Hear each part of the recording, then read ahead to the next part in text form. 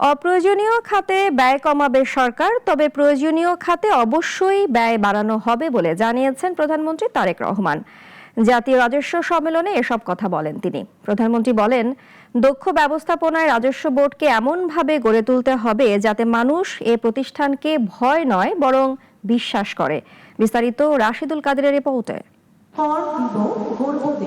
বাংলাদেশ চীন মৈত্রী সম্মেলন কেন্দ্রে জাতীয় রাজস্ব বোর্ড আয়োজন করে 2026 জাতীয় রাজস্ব সম্মেলন।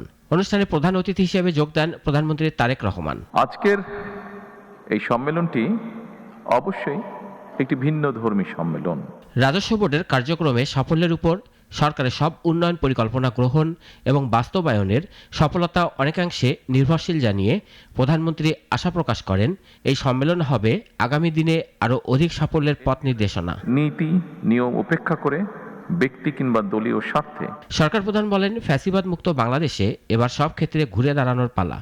দেশের জনগণ বর্তমানে এনবিআরকে একটি নির্ভরযোগ্য এবং বিশ্বস্ত প্রতিষ্ঠান হিসেবে প্রত্যাশা করে। সরকার চায় সকলকে সাথে করে নিয়ে বাংলাদেশকে গড়ে তুলতে।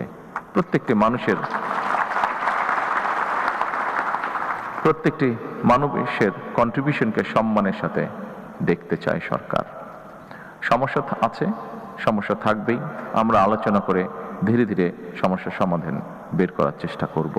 পতিত ফ্যাসিস্ট চক্র দেশকে চূড়ান্তভাবে একটি ঋণ ও আমদানি নির্ভর রাষ্ট্রে পরিণত করে গণ অভ্যুত্থানের মুখে পালিয়ে গেছে বলে অভিযোগ করে তারেক রহমান বলেন, তার সরকার দেশকে শুধুমাত্র বৈদেশিক সহায়তার উপর নির্ভর করে ভবিষ্যৎ প্রজন্মের উপর অতিরিক্ত ঋণের বোঝা চাপিয়ে দেওয়ার নীতির বিরোধী। কাস্টমস, ভ্যাট কিংবা ট্যাক্স আদায় শুধু এনফোর্সমেন্টের বিষয় নয়, বরং রাজস্ব ব্যবস্থাপনার উপরে ভ্যাট ট্যাক্স দাতাদের আস্থা ও বিশ্বাসের সম্পর্ক তৈরি হলে রাজস্ব আহরণ অনেক সহজ হয়ে যায়। সুতরাং দক্ষ ব্যবস্থাপনার মাধ্যমে জাতীয় রাজস্ব বোর্ডকে এমনভাবে গড়ে তোলা প্রয়োজন যেখানে মানুষ এই প্রতিষ্ঠানকে ভয় না করে বরং বিশ্বাস করবে। প্রধানমন্ত্রী বলেন, আগামীতে সমৃদ্ধশালী বাংলাদেশ গড়তে সবার দেশপ্রেম ও আন্তরিকতা প্রয়োজন। এজন্য একটি শক্তিশালী রাজস্ব ব্যবস্থা গড়ে তোলারও প্রত্যাশা ব্যক্ত করেন সরকার প্রধান। আরো সমৃদ্ধ, আরো বিনিয়োগ এবং আরো ব্যবসা বান্ধব একটি রাজস্ব ব্যবস্থাপনার প্রত্যাশায় আমি আজকের এই রাজস্ব সম্মেলনে সফলতা কামনা করে। রাশিদুল কাদের, নাগরিক, ঢাকা।